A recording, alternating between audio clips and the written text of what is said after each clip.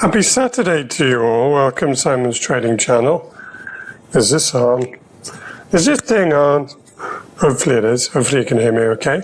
Thank you for joining me for another one of my daily Bitcoin price action analysis videos. Let's just get straight on with the price action analysis. Now, because today is Saturday, that means yesterday was Friday. What happens on Friday? Well, CME closes its weekly candle. As you can see right here, it was certainly a bearish one. Bit of buying pressure in the latter part of the week, and you can see that's where there's a significant wick. Didn't quite get to the pivot, so it closed at 62.7. The pivot for the MACD turning green again, so momentum resuming upside posture, was at 63, so not quite there, nearly there, nearly. And what is it? It's just more consolidation, right? I think that takes it to a total of 30 weeks, but let's just double check. If I start from this one, it's 29 weeks. If I don't include the first bar that sort of set the range, so it's 29 weeks within that range. Or consolidation, it's not really a range, consolidation. So that's a long time. That's a lot of weeks. This one, remember? 31, I think. Let's double check, CME.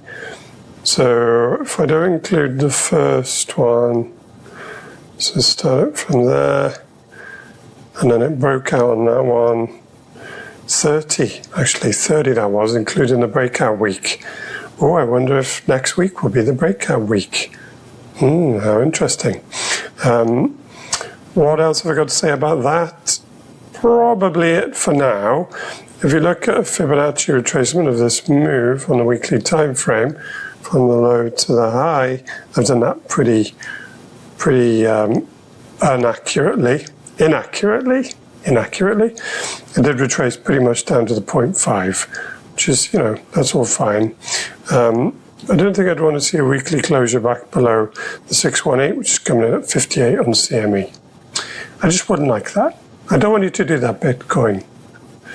I just don't. All right, for the rest of the price action, I'm going to jump down to the daily time frame and switch over to Bybit. So you can see there's $1,000 difference between where CME closed on Friday and where Bybit is now. So there has been a bit of a sell-off since Friday evening, so 24 hours ago. And well, really, that was on a very low time frame. So from the point of view of the price action today, that's the candle. It's got 5 hours left to go. It's not particularly remarkable, i.e. it's a low volatility day. You can see that it's unlikely to turn the MACD back to the upside because that would be another $1,200 to the upside. So I think the MACD is still above the zero line, so momentum is to the upside. But I think it probably will cool off over the weekend, but you never know, might be wrong. There's an obvious support resistance area now, so you can see. I mean, you could take the closures. Yeah, go on. I'll be generous. So this is for daily closures. 60.5 to the downside, and to the upside. Let's make it nice and symmetrical. So to the upside, 63.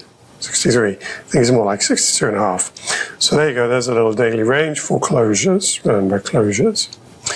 What does that mean? Well, more downside below that line, more upside below that line, above that line. That's what that means. Very simple. I'm a simple person. I like to keep things simple. Let's just have a look as well while we're there, the Bollinger Band. So you can see it is still below the midpoint on the Bollinger Band, and you can see the volatility is cooling off on the daily, so the Bollinger Band width is getting narrower.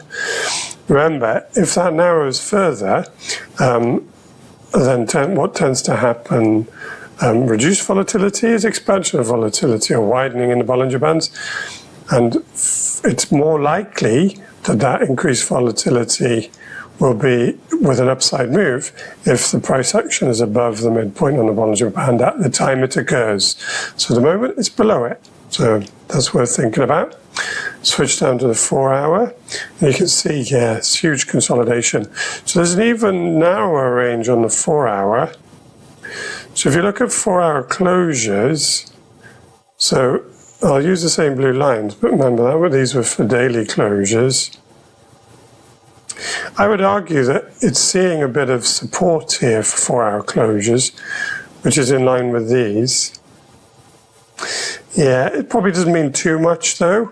To be honest, it's not hugely significant, but that's pretty much coming in at 62,000, so it's a little bit below where price action is now.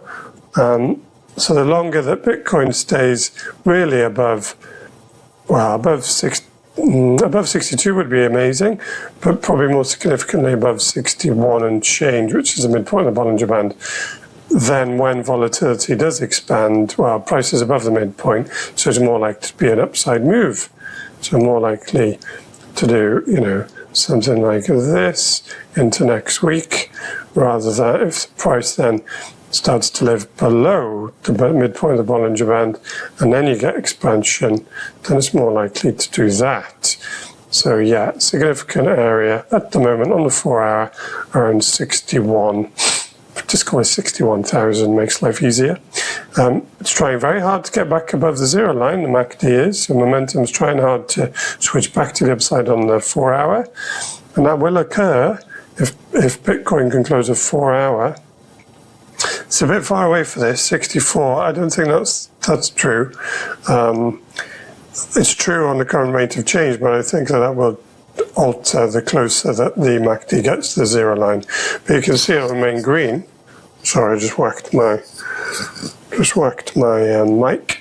It'll remain green as long as Bitcoin's above 61.6, which is quite close to it at the moment. That's for 4 hour closures. There's the next one coming up in 45 minutes. So we'll see what happens over the weekend. My gut feeling is consolidation sideways with a lower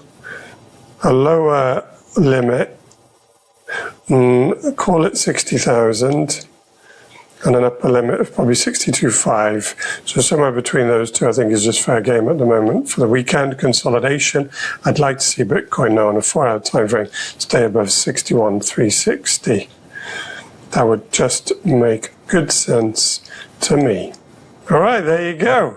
That's today's price action analysis video. I hope you've enjoyed it. If so, please like, subscribe, thumbs up, and share. And catch me on Twitter, Simon F. Martin. Enjoy the rest of your weekend. I'll see you tomorrow. Goodbye.